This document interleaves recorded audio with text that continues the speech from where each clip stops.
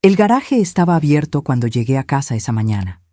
Así descubrí que el Chevrolet de 1969, azul marino, de mi difunto esposo, había desaparecido.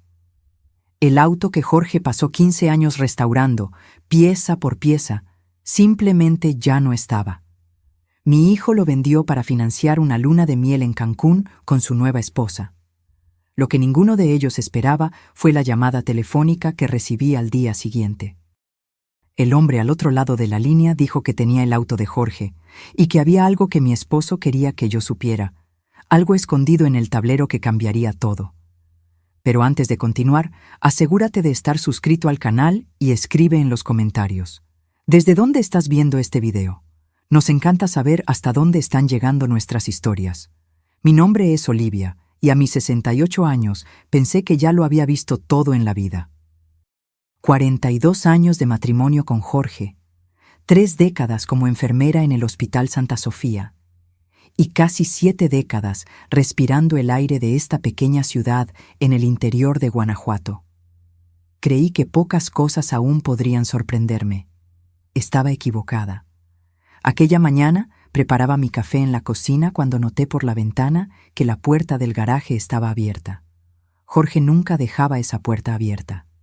Ni una sola vez en 4 décadas de matrimonio. Era una de sus manías.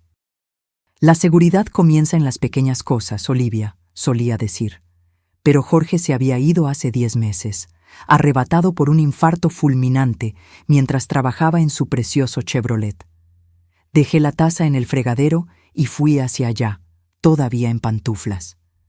El aire de la mañana estaba fresco, con esa neblina típica que suele bajar sobre nuestra ciudad en las mañanas de otoño. Crucé el patio trasero, sintiendo el pasto mojado bajo mis pies. Cuando llegué a la entrada del garaje, me detuve. Mis ojos recorrieron el espacio y mi corazón dio un vuelco. La mancha de aceite en el centro del piso de concreto marcaba el lugar donde el auto debería estar. Una mancha oscura y familiar, testigo de 15 años del mismo auto parado en el mismo sitio. Pero el auto no estaba allí. El espacio estaba vacío. Me quedé allí parada, tratando de procesar lo que veía. El banco de trabajo de Jorge permanecía intacto contra la pared del fondo. Sus herramientas aún colgaban en el panel perforado, cada una con su contorno dibujado con rotulador permanente, para que él siempre supiera dónde debía ir cada una. Su caja de herramientas roja cerrada sobre el banco. Su diario de restauración abierto, con su letra pequeña y organizada llenando las páginas. Todo estaba allí, menos el auto. Mi pecho se apretó. Me apoyé en el marco de la puerta y respiré hondo. En décadas como enfermera, había enseñado a cientos de pacientes a usar técnicas de respiración para controlar crisis de ansiedad. Ahora las necesitaba. Inspirar por la nariz, expirar por la boca. No servía. El pánico crecía. Fue entonces cuando escuché el sonido de un motor en la entrada de la casa. Me giré a tiempo para ver el auto importado de Rafael, mi hijo, estacionándose junto al portón. Bajó del vehículo e incluso a la distancia noté que no podía mirarme a los ojos. Su lenguaje corporal lo delataba todo. Hombros curvados, manos en los bolsillos, mirada en el suelo. A su lado, Marcela salió del asiento del pasajero, impecable como siempre, con sus gafas de sol de marca y ropa que probablemente costaba el valor de mi pensión de un mes. Caminé en su dirección, cruzando el jardín. Rafael se detuvo a unos metros del garaje. Sus ojos finalmente se encontraron con los míos. «Mamá», comenzó, titubeante. «¿Dónde está el auto, Rafael?» Tragó saliva moviendo el peso de un pie a otro. «Es de eso de lo que necesitamos hablar. ¿Dónde está el Chevrolet?» «Lo vendí». Las palabras flotaron en el aire como algo físico, pesado. Necesité unos segundos para procesarlas completamente. ¿Tú qué? Lo vendí ayer. Miró hacia el garaje vacío, luego al suelo. Necesitaba el dinero. Marcela y yo vamos a Cancún la próxima semana. Es nuestra luna de miel oficial, ya que no la hicimos cuando nos casamos hace 6 meses. Marcela dio un paso adelante, poniendo la mano en el brazo de Rafael como si lo reclamara. «Olivia», dijo ella, con esa voz artificialmente dulce. Ese auto llevaba casi un año parado. Era un desperdicio dejarlo allí acumulando polvo, ¿no crees? Además, este viaje es muy importante para nosotros. Mi mente todavía estaba tratando de comprender lo que estaba sucediendo. Ese era el auto de Jorge. El proyecto que ocupó cada fin de semana suyo durante 15 años.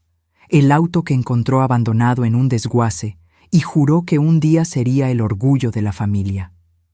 «¿Cuánto?», pregunté, la voz más firme de lo que esperaba. Rafael pareció sorprendido por la pregunta. «Conseguí un buen precio, 12,000 reales. Para un auto tan antiguo fue un excelente negocio. 12,000 reales. 15 años de dedicación de mi esposo valían 12,000 reales para mi hijo». «Debiste haberme consultado antes», dije, intentando mantener la compostura. «Era el auto de tu padre».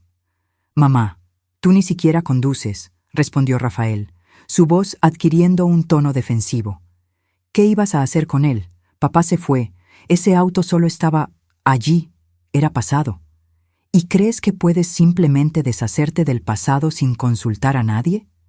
Marcela interfirió de nuevo. «Olivia, no vamos a discutir esto, ¿verdad? El auto ya fue vendido. Partimos hacia Cancún el miércoles». «Será maravilloso, ya verás. Te traeremos recuerdos». La miré. Realmente la miré. 2 años desde que Rafael la presentó como novia, 6 meses de matrimonio, y todavía no la conocía de verdad. No sabía dónde había crecido, qué le gustaba hacer, cómo era su familia. Mantenía a todos a distancia con esa sonrisa que nunca alcanzaba sus ojos. «Esto es entre mi hijo y yo», respondí. «Soy su esposa», replicó ella, inflexible. «Lo que es entre ustedes dos es entre todos nosotros». Rafael está intentando construir una vida. Los dos lo estamos. Sin duda entiendes eso. No respondí. Miré a mi hijo, esperando que dijera algo, que se pusiera de mi lado, que al menos reconociera lo que había hecho. Pero él permaneció en silencio, el brazo bajo el firme agarre de la mano de Marcela. «Tenemos que irnos», dijo finalmente. «Aún tenemos que terminar de comprar algunas cosas para el viaje». «Sí, tenemos muchas maletas que hacer», completó Marcela con una sonrisa. «Te mandaremos fotos de la playa, Olivia. Te encantará ver. Es tan hermoso allí, tan romántico». La crueldad de ese comentario para una viuda de 10 meses me golpeó como una bofetada. Subieron al auto sin más palabras. Cuando el vehículo se alejaba, Marcela bajó la ventanilla. «Cuídate, Olivia. Nos vemos cuando volvamos». Me quedé parada, observando el auto hasta que desapareció en la curva. Entonces regresé al garaje y me situé en el centro, exactamente donde la mancha de aceite marcaba el lugar del Chevrolet. El silencio se sentía diferente sin el auto, más vacío, más definitivo. Tomé el diario de restauración de Jorge, abierto sobre el banco. La última entrada era de 2 semanas antes de su muerte. Su letra parecía un poco más temblorosa de lo normal, tal vez ya presintiendo algo. Casi terminando el tapizado. «Después de eso, este bebé estará listo para nuestro viaje a la costa. Olivia finalmente aprenderá a conducirlo, incluso si tengo que arrastrarla al asiento del conductor». Cerré el diario y lo apreté contra mi pecho. Él tenía planes. Planes para nosotros, para ese auto, para nuestro futuro juntos. Y ahora todo había desaparecido. Volví a la casa y me senté a la mesa de la cocina, el diario todavía en mis manos. El café que había preparado estaba frío. No importaba. No podría tragar nada de todas formas. Me quedé allí por horas, hojeando el diario de Jorge, leyendo sus notas meticulosas sobre piezas, medidas, ajustes. Cada página era un testimonio de su amor y dedicación.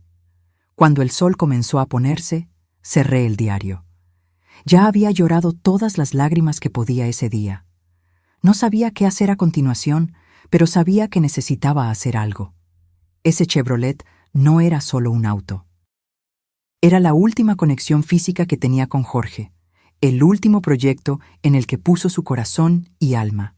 Y mi hijo lo había vendido por 12,000 reales para impresionar a su esposa con un viaje a la playa. Lo que no sabía en ese momento era que la llamada telefónica que cambiaría todo vendría a la mañana siguiente. El teléfono sonó a las 7:15 de la mañana. Yo ya estaba despierta hacía horas. El sueño me había abandonado por completo después de los acontecimientos del día anterior. Estaba en la cocina, mirando fijamente una taza de café que no podía beber, cuando el timbre estridente cortó el silencio. Número desconocido. Dudé, pero contesté. ¿Doña Olivia? Una voz masculina, grave y educada. Mi nombre es Antonio Mejía, de Mejía Restauraciones Clásicas. Tengo el auto de su esposo. Mi corazón se disparó. ¿El Chevrolet? Así es. Su hijo lo trajo a mi taller ayer. Necesito que venga aquí lo antes posible. Hay algo que Jorge le dejó y que su hijo no sabe. Mi mente intentaba procesar esas palabras. ¿Cómo conocía usted a mi esposo? Hubo un suspiro al otro lado de la línea. Jorge y yo éramos amigos desde hace más de 20 años, señora. Trabajábamos juntos en ese auto. Estuve en su funeral, pero no pude hablar con usted ese día. Por favor, venga a mi taller tan pronto como pueda. Es importante. Me dio la dirección. Un área industrial en las afueras de Guadalajara. Prometí estar allí en 1 hora. Me vestí rápidamente. Tomé mi bolso y las llaves del auto que rara vez usaba. Un pequeño Fiat que Jorge insistió en que tuviera, aunque yo apenas supiera conducir. Hoy sería necesario. El taller de Antonio era un cobertizo amplio y bien cuidado, con diversos autos antiguos estacionados en el área exterior. Un hombre de unos 60 años, cabello gris y manos curtidas, me esperaba en la entrada. Estacioné y salí del auto. ¿Doña Olivia? Extendió la mano. Soy Antonio. Estreché su mano. Firme, honesta. ¿Usted dijo que tiene el auto de mi esposo? Por favor, acompáñeme. Me guió a través del taller. El olor a aceite, gasolina y cuero me recordó inmediatamente el garaje de Jorge. En el fondo del cobertizo, cubierto por una lona, estaba la inconfundible forma del Chevrolet 1969. Antonio retiró la lona con un movimiento suave. Allí estaba él, en su gloria completa. La pintura azul marino brillaba bajo las luces del cobertizo. El cromo reluciente, el tapizado de cuero beige impecable. Jorge había finalizado más de lo que imaginaba. Está hermoso, susurré, pasando la mano por el capó. Jorge terminó la restauración 3 semanas antes de morir, dijo Antonio. Vino aquí para que hiciéramos los últimos ajustes juntos, y fue cuando me pidió un favor especial. Lo miré intrigada. Jorge me pidió que instalara un compartimento secreto. Antonio señaló el tablero del auto. Por favor, siéntese en el asiento del conductor. Abrí la puerta y me deslicé al interior. El olor a cuero nuevo mezclado con el ligero aroma de la colonia que Jorge siempre usaba me envolvió. Por un momento, sentí como si él estuviera allí conmigo. Jorge me hizo prometer que, si algo le sucedía, yo me aseguraría de que usted supiera de este compartimento. Solo usted. Antonio se inclinó y señaló un pequeño mecanismo escondido detrás de la radio. Presione aquí y jale hacia abajo. Hice lo que me indicó. El tablero se abrió, revelando un espacio oculto. Dentro había un sobre marrón y una pequeña caja de madera. Antonio retrocedió. La dejaré a solas. Estaré afuera cuando termine. Cuando salió, tomé el sobre con manos temblorosas. Mi nombre estaba escrito en el frente con la letra inconfundible de Jorge. Lo abrí y saqué varias hojas de papel. La primera era una carta dirigida a mí, fechada 3 semanas antes de su muerte. Mi querida Olivia, si estás leyendo esto, significa que ya partí y que algo sucedió con el auto que te hizo buscarlo. Perdóname por no compartir esto contigo mientras estaba vivo, pero necesitaba estar seguro antes de alarmarte a ti y a Rafael. Hay algo que necesitas saber sobre Marcela. En los últimos 8 meses he estado investigando su historia. Ella no es quien dice ser. Su verdadero nombre es Marcela Fuentes, y ya lo ha hecho antes. 2 veces, al menos. El patrón es siempre el mismo. Se acerca a hombres de mediana edad con padres mayores y bienes familiares. Después del matrimonio, comienza a sugerir que el padre o madre mayores no están bien, que necesitan cuidados especiales. Eventualmente, convence al esposo de vender la casa familiar u otros bienes para financiar tratamientos o garantizar una vida mejor. Luego, desaparece con el dinero. En este sobre encontrarás todo lo que logré reunir: fotos, recortes de periódico, copias de actas de matrimonio anteriores, información de contacto de las víctimas anteriores. Ella intentará hacer lo mismo contigo y Rafael, Olivia. Convencerá a nuestro hijo de que estás decayendo, que necesitas cuidados especiales, que la casa necesita ser vendida. En la cajita hay una llave.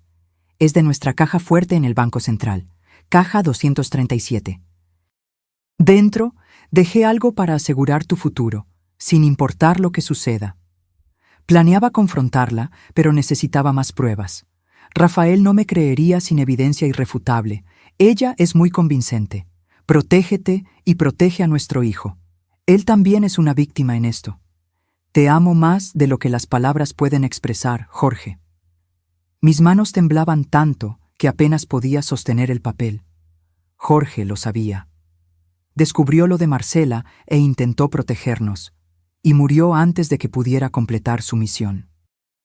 Abrí el resto del sobre.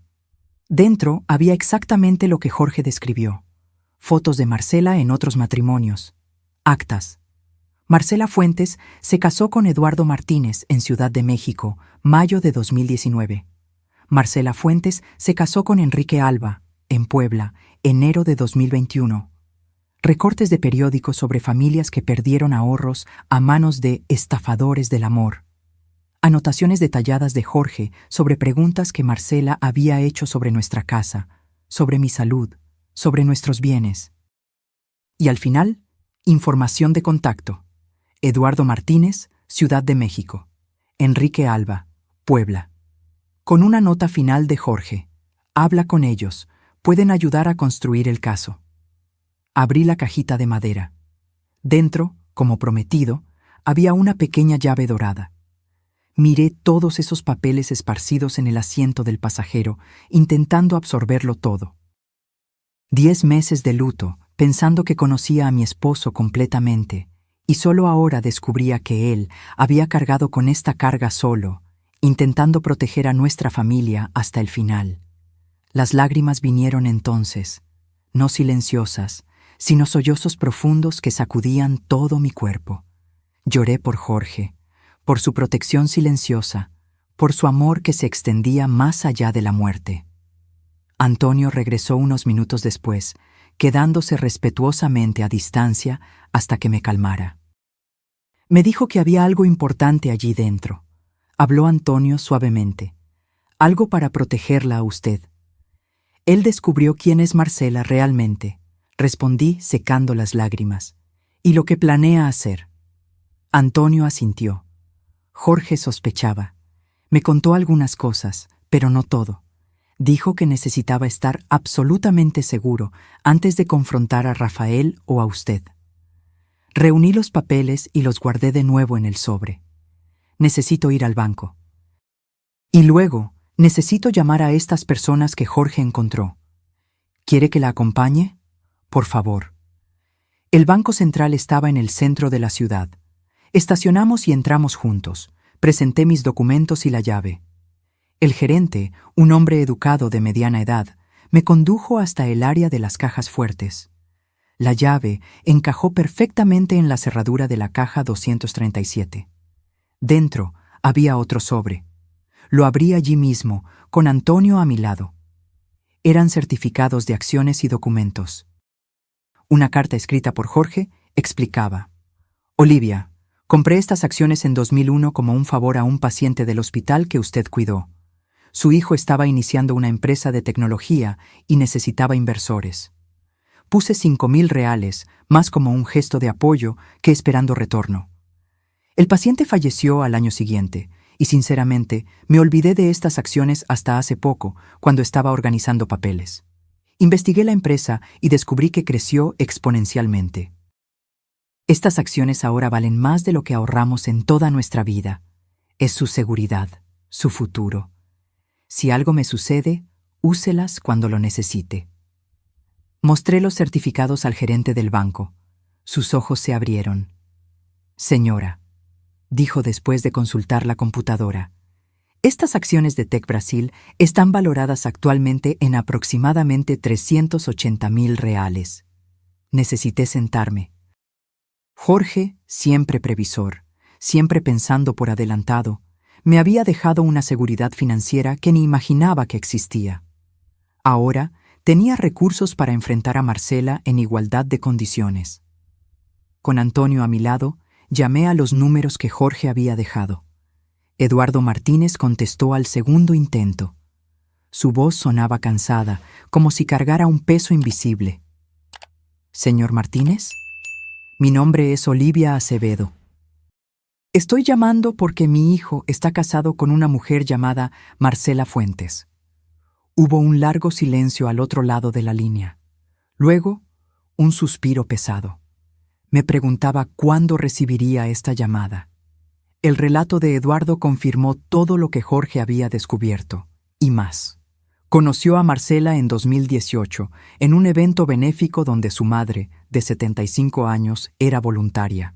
Marcela era encantadora, atenta, parecía genuinamente interesada en él. Su esposa había fallecido hacía 5 años, y él se sentía solo. Se casaron después de 6 meses de noviazgo. Poco después, Marcela comenzó a hacer pequeños comentarios. «Tu madre parece un poco confundida hoy. Noté que olvidó mi nombre de nuevo. ¿No crees peligroso que todavía conduzca?» Gradualmente, construyó una narrativa de que la madre de Eduardo estaba desarrollando demencia y necesitaba cuidados especializados. Encontró una clínica de excelencia, la mejor del estado, por solo 15.000 reales mensuales. La única forma de pagar era vender la casa donde la madre vivía hacía 40 años. 3 semanas después de la venta, con los 240.000 reales en una cuenta conjunta, Marcela desapareció. Se esfumó por completo, llevándose todo el dinero. La madre de Eduardo falleció 8 meses después, en una institución de bajo costo que era todo lo que él podía pagar. Ella seguía preguntando cuándo podría volver a casa, dijo él, la voz embargada. Y yo seguía diciendo pronto, pero ya no había casa a la que volver. La historia de Enrique Alba siguió un patrón similar. Conoció a Marcela en el velorio de su padre en 2020. Ella estaba allí apoyando a una amiga, dijo. Encontró a Enrique después y expresó condolencias, diciendo que también había perdido a alguien querido recientemente. Comenzaron a salir. Se casaron en menos de 1 año. El padre de Enrique había dejado un pequeño taller mecánico, negocio de la familia por 3 generaciones. Marcela sugirió que lo vendieran. Demasiado estrés, argumentó. Vende, toma el dinero, viajemos, empecemos de nuevo. Enrique vendió por 170.000 reales. El dinero fue a una cuenta conjunta. 5 días después, Marcela desapareció con todo. Lo peor no fue el dinero, dijo Enrique. Fue la pérdida de la historia familiar. Ese taller tenía herramientas que usó mi abuelo. Tenía recuerdos, era parte de quien soy. Ambos hombres me alertaron.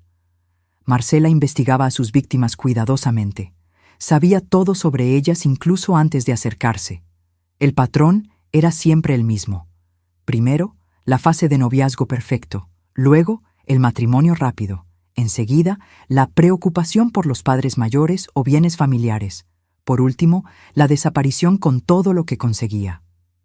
¿Su hijo ya firmó algún poder? ¿Ella ya tiene acceso a sus cuentas o su casa?, preguntó Eduardo. Aún no. Entonces tiene tiempo, pero sea cuidadosa. Es extremadamente manipuladora. Si usted simplemente la acusa, ella pondrá a su hijo en su contra. Cuando colgué, Antonio y yo permanecimos en silencio por unos minutos. procesándolo todo. Jorge sospechaba de esto, dijo él finalmente. Vino a buscarme hace unos 10 meses, antes de morir. Dijo que había algo mal con la esposa de Rafael, pero necesitaba pruebas antes de confrontarlo. ¿Por qué no me lo contó?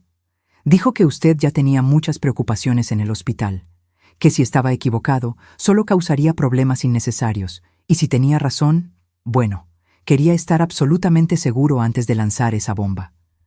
Antonio sacó una tarjeta de presentación del bolsillo. Jorge también contrató a un investigador privado, Marcos Luna. Él puede ayudar a reunir más pruebas. Tomé la tarjeta y miré el Chevrolet estacionado allí. ¿Mi hijo le vendió este auto a usted? Antonio asintió. Por 12,000 reales. Él no tenía idea del valor real. Un Chevrolet 1969, completamente restaurado como este, vale por lo menos 100,000 reales, tal vez más para un coleccionista. El impacto de esa información me golpeó como un puñetazo. Mi hijo había sido engañado por Marcela en todos los sentidos. ¿Qué vamos a hacer ahora?, pregunté. Primero, necesitamos documentar todo, reunir todas las pruebas. Y luego, necesitamos hacer que su hijo vea la verdad por sí mismo. Sabía que tenía razón. Rafael no me creería si simplemente llegaba con acusaciones contra su esposa. Él necesitaría descubrirlo por su cuenta. Así comenzó mi misión para salvar a mi hijo y preservar el legado que Jorge dejó para proteger a nuestra familia. Esa noche, me senté a la mesa de la cocina y comencé a listar todo lo que había notado sobre Marcela en los últimos 2 años. Cosas pequeñas que aisladamente parecían inofensivas, pero juntas formaban un patrón perturbador. Hace 3 meses, Marcela comenzó a hacer comentarios sobre que yo parecía cansada o confundida.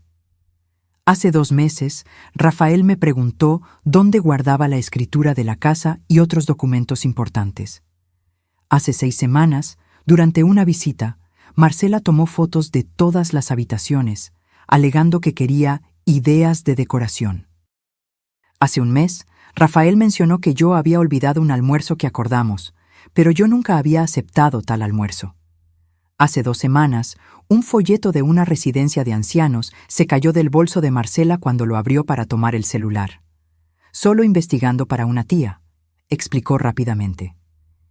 El patrón se estaba formando exactamente como Jorge había previsto, exactamente como Eduardo y Enrique describieron. Marcela estaba construyendo pacientemente la narrativa de que yo estaba decayendo, preparando el terreno para convencer a Rafael de que yo necesitaba cuidados especiales. A la mañana siguiente, llamé a Marcos Luna, el investigador privado que Jorge había contratado. Aceptó reunirse conmigo inmediatamente en una cafetería cerca del hospital donde había trabajado. Un hombre de unos 50 años, con mirada atenta y postura discreta. Jorge era mi amigo, dijo después de que expliqué la situación. Cuando falleció, continué la investigación por mi cuenta, esperando que Marcela hiciera algún movimiento. No podía contactar directamente a la señora a menos que ella actuara, conforme prometía Jorge. Marcos abrió su carpeta y mostró lo que había reunido en los últimos meses, historial de la actividad en línea de Marcela. Bajo un seudónimo, participaba activamente en foros de cuidadores, haciendo preguntas sobre cómo convencer a ancianos tercos de que necesitaban asistencia. Búsquedas sobre costos de instituciones de larga estancia. Búsquedas sobre procedimientos de venta de inmuebles y transferencias internacionales. Ella también abrió 3 tarjetas de crédito a nombre de Rafael en los últimos 4 meses, reveló Marcos mostrando extractos. Deuda total de 27,000 reales. Ropa de diseñador, cenas caras, reservas en resorts. ¿Rafael gana cuánto como profesor? ¿5, 6,000 por mes? No es suficiente para sostener el estilo de vida que ella está construyendo. Marcos trazó un cronograma proyectado basado en las víctimas anteriores. Fase 1. Actual. Viaje romántico para crear recuerdos y dependencia emocional. Fase 2. 1-3 meses. Intensificar comentarios sobre mi declive cognitivo. Fase 3, 3-6 meses. Buscar diagnósticos médicos cuestionables. Fase 4, 6, 8 meses. Presionar para la venta de la casa e institucionalización. Su casa está pagada, ¿verdad? ¿Cuánto vale aproximadamente?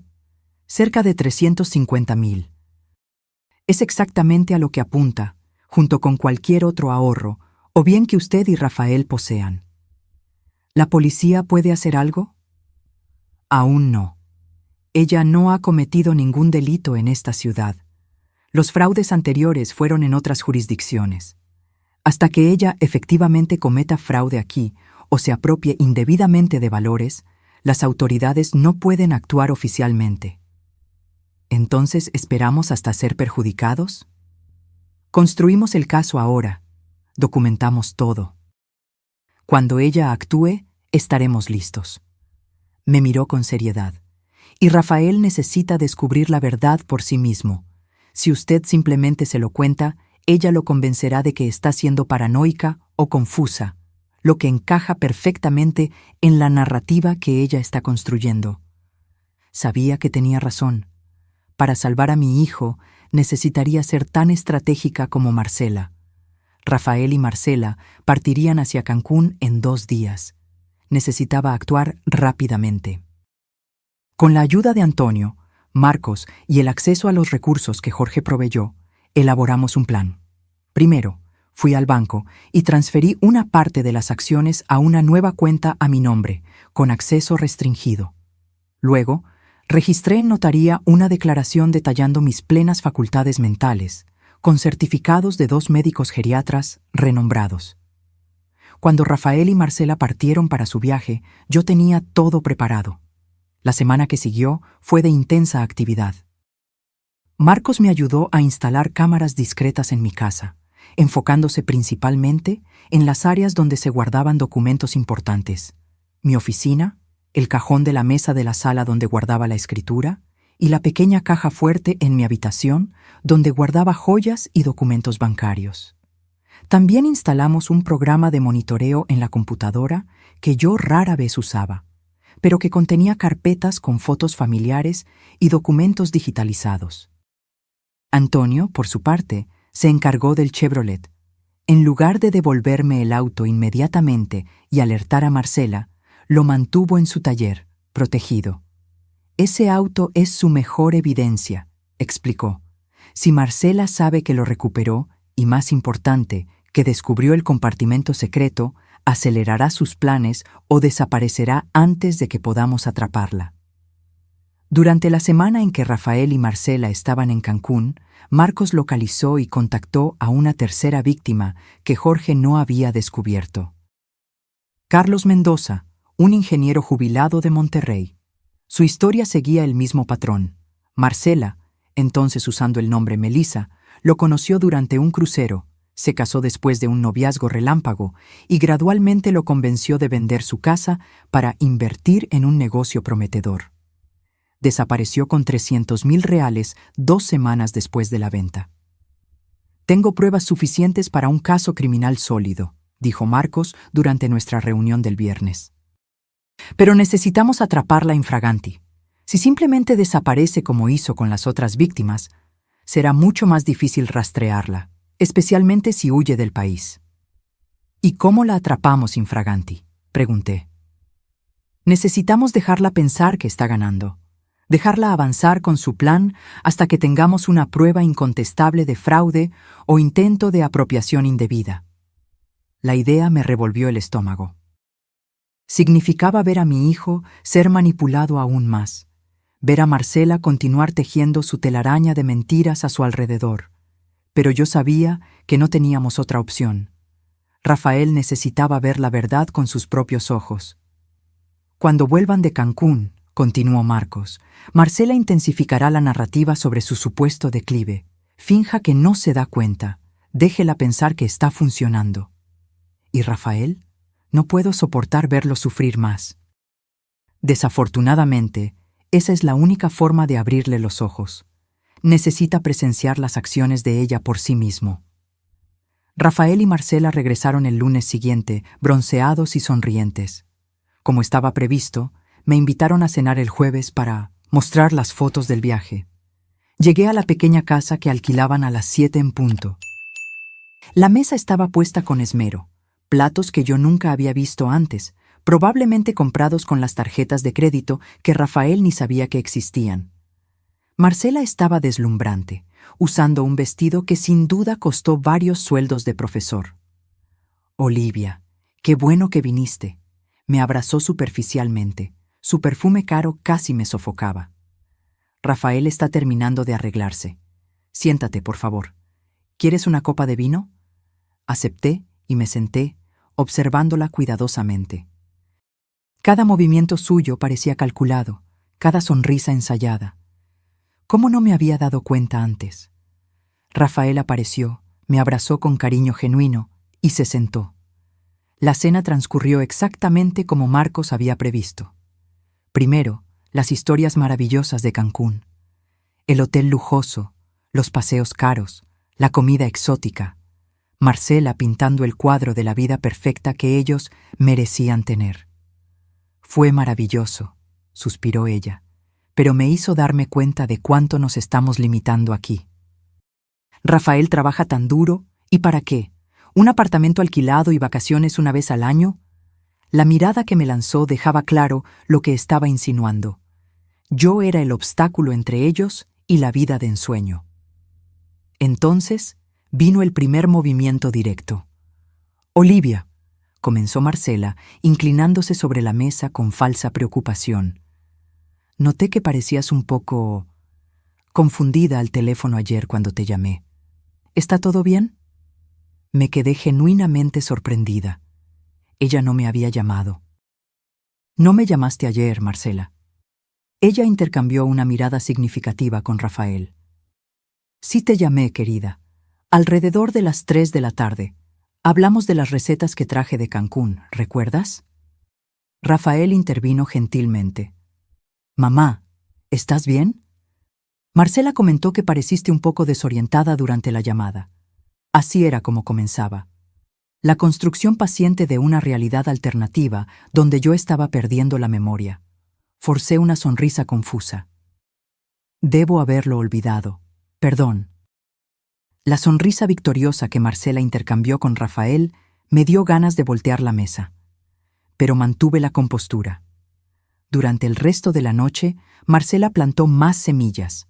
Mencionó, casualmente, que yo había mezclado los nombres de mis nietos. No tengo nietos.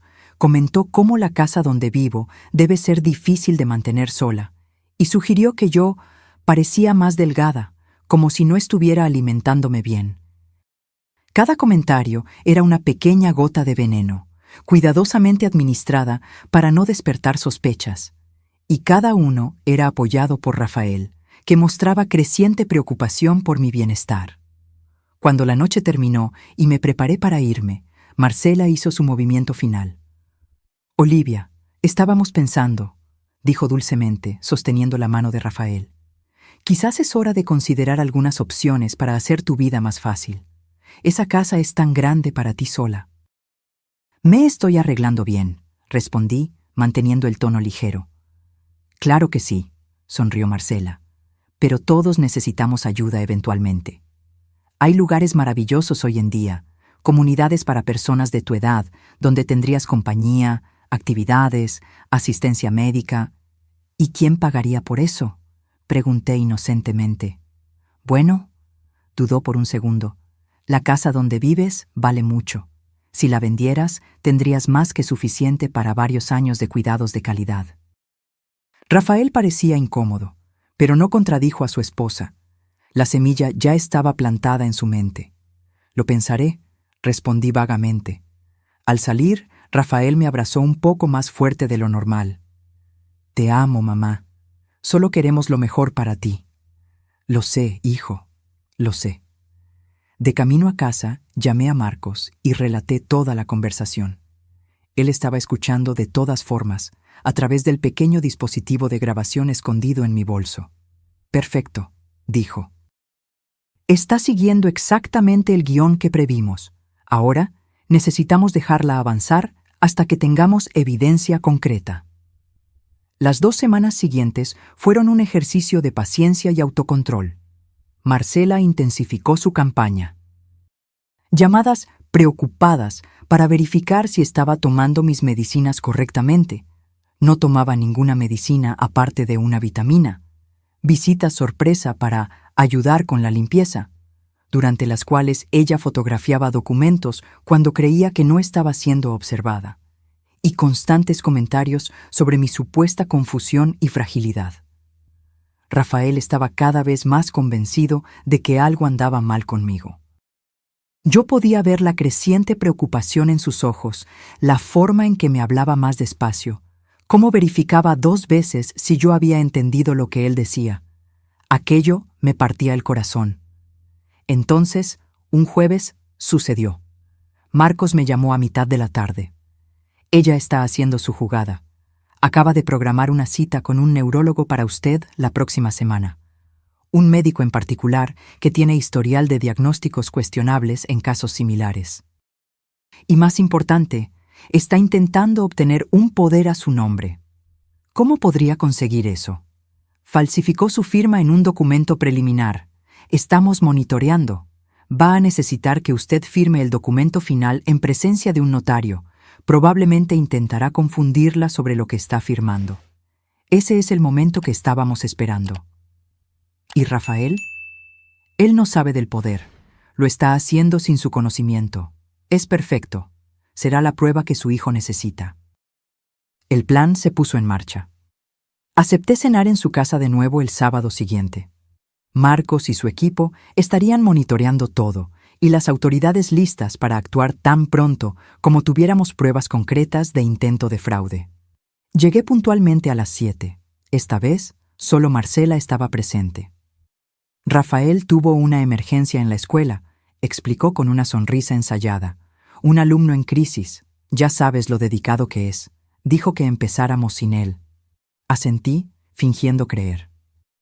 Según Marcos, Rafael estaba en realidad en una reunión con un agente inmobiliario que Marcela había concertado, discutiendo opciones para la casa de mamá. La cena transcurrió con la habitual falsa cordialidad de Marcela. Entonces, cuando sirvió el postre, hizo su movimiento. Olivia, antes de que Rafael vuelva, hay algo que me gustaría resolver contigo, para tu propia protección. Sacó un sobre del cajón lateral del aparador. Dentro había varios documentos oficiales. Son solo unos papeles para asegurar que podamos ayudarte en caso de que algo suceda, explicó, deslizando los documentos hacia mí. Un poder simple, para emergencias médicas y administrativas. Examiné los papeles lentamente, como si estuviera confundida. Era exactamente lo que Marcos había previsto. Un poder amplio que le daría a Marcela, no a Rafael, noté, control completo sobre mis finanzas, propiedades y decisiones médicas. Necesitamos un testigo para esto, ¿no? Pregunté inocentemente. Ya me encargué de eso, respondió Marcela rápidamente, revisando el reloj.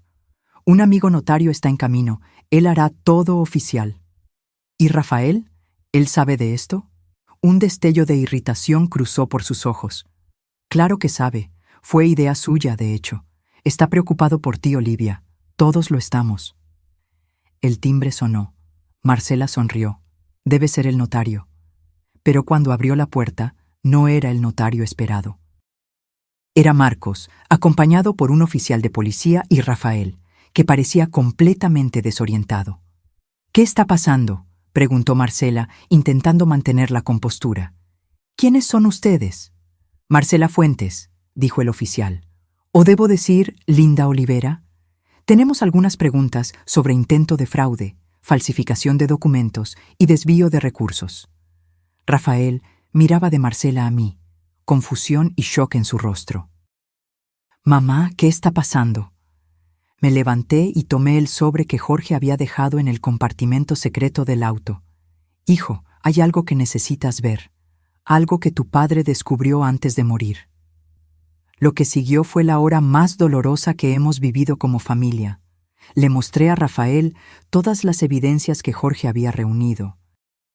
Marcos presentó sus propios descubrimientos, las tarjetas de crédito fraudulentas, las falsificaciones, las comunicaciones de Marcela con el falso neurólogo, planeando un diagnóstico de demencia para mí. El golpe final fue la grabación de video hecha minutos antes, cuando Marcela admitió que el poder era idea suya, no de Rafael. Durante todo el tiempo, Marcela alternaba entre negaciones vehementes y acusaciones de que yo estaba manipulando a mi hijo en su contra. Pero con cada nueva evidencia presentada, su fachada se desintegraba un poco más. Rafael permaneció en silencio por largos minutos, absorbiéndolo todo. Entonces, finalmente, miró directamente a Marcela y le hizo la pregunta que yo sabía que estaba quemando en su corazón. ¿Alguna vez me amaste de verdad? La mirada que ella le devolvió estaba vacía de cualquier emoción genuina. Fuiste el más fácil de todos ellos, dijo fríamente. Tan desesperado por atención después de que tu padre murió. Tan ansioso por complacer. Esas palabras crueles golpearon a Rafael como una bofetada física. Vi algo romperse en sus ojos. La policía arrestó a Marcela allí mismo, en el comedor donde tantos planes se habían tramado. Las acusaciones eran graves: fraude, falsificación, uso indebido de documentos, apertura de crédito fraudulento.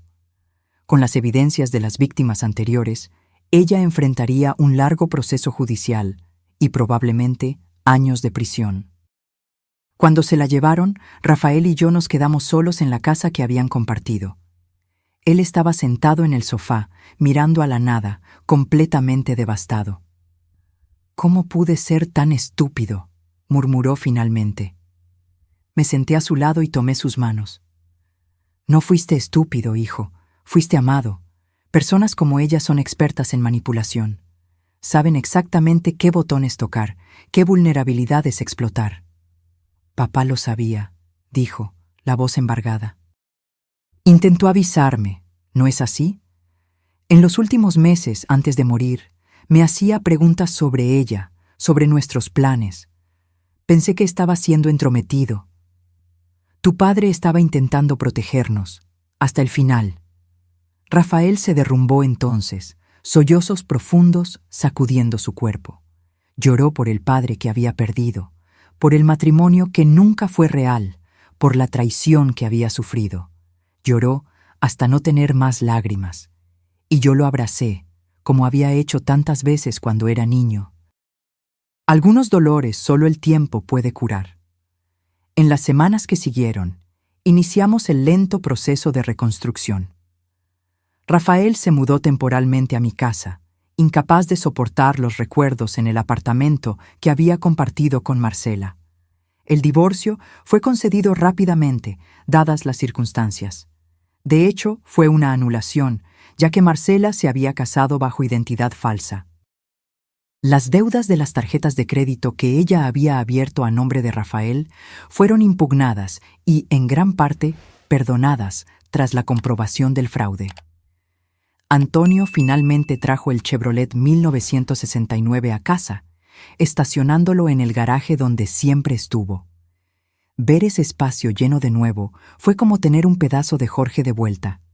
Una tarde, encontré a Rafael en el garaje, sentado en el asiento del conductor del Chevrolet, hojeando el diario de restauración de Jorge. «Documentó todo», dijo Rafael, admiración en su voz.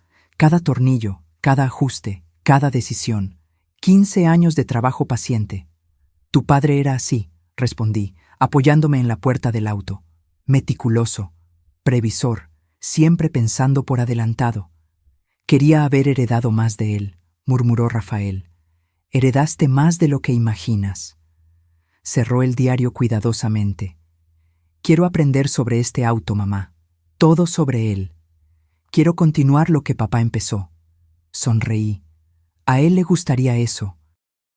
En las semanas siguientes, Rafael pasó cada hora libre en el garaje, aprendiendo sobre el Chevrolet a través del diario de Jorge. Estudió cada sistema, cada pieza, cada característica. Cuando no entendía algo, llamaba a Antonio, que pacientemente lo guiaba. Poco a poco, vi a mi hijo reencontrar algo que había perdido.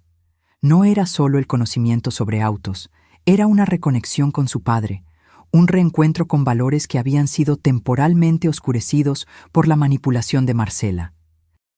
6 meses después del arresto de Marcela, en una mañana de sábado soleada, Rafael me llamó al garaje. ¿Estás lista?, preguntó, un brillo en los ojos que no veía hacía mucho tiempo. ¿Para qué? Para tu primera clase de conducción en el Chevrolet. Mi corazón dio un salto. Rafael, tengo 68 años. Nunca fui buena conductora. Papá quería enseñarte, dijo suavemente. Está aquí en el diario. Él planeaba un viaje por la costa, solo ustedes dos, tan pronto como terminara la restauración. Decía que iba a enseñarte a conducir este auto, aunque tuviera que arrastrarte al asiento del conductor. Lágrimas vinieron a mis ojos. ¿Él dijo eso? Palabra por palabra. Rafael abrió la puerta del pasajero. Ahora soy yo quien te enseñará, en su memoria. Esa mañana, salimos por primera vez en el Chevrolet, yo al volante, Rafael pacientemente guiándome. El motor ronroneaba suavemente, respondiendo al más ligero toque. Era como si Jorge estuviera allí con nosotros, en cada vibración del auto que él había restaurado con tanto amor. Condujimos por las calles tranquilas de nuestra pequeña ciudad. Luego tomamos la carretera que llevaba a Acapulco. El viento entraba por las ventanillas abiertas, trayendo el olor a mar. Nunca me había sentido tan libre, tan viva. Él estaría orgulloso de ti, mamá, dijo Rafael, mientras yo ganaba confianza al volante. De nosotros dos. Él salvó a nuestra familia, ¿sabes?, respondí. Incluso después de irse, encontró una manera de protegernos. Las acciones que Jorge dejó en la caja fuerte del banco no solo me dieron seguridad financiera, sino que también permitieron que ayudara a Rafael a empezar de nuevo. Compramos una pequeña casa para él cerca de la mía e invertimos juntos en un negocio. Rafael abrió un pequeño taller de restauración de autos clásicos con la mentoría de Antonio. Eduardo, Enrique y Carlos, las otras víctimas de Marcela, se convirtieron en amigos y ocasionalmente nos visitan. Hay una solidaridad entre aquellos que sobrevivieron al mismo depredador. En cuanto a Marcela, fue condenada a 12 años de prisión por múltiples acusaciones de fraude, falsificación y apropiación indebida. Las noticias dicen que ya está intentando manipular el sistema penitenciario, pero esta vez sus tácticas son bien conocidas. Toda esta historia me enseñó que el amor verdadero se manifiesta de formas inesperadas. A veces, es un esposo que previene peligros que ni imaginas. A veces, es un hijo que encuentra la fuerza para reconstruir después de una traición devastadora.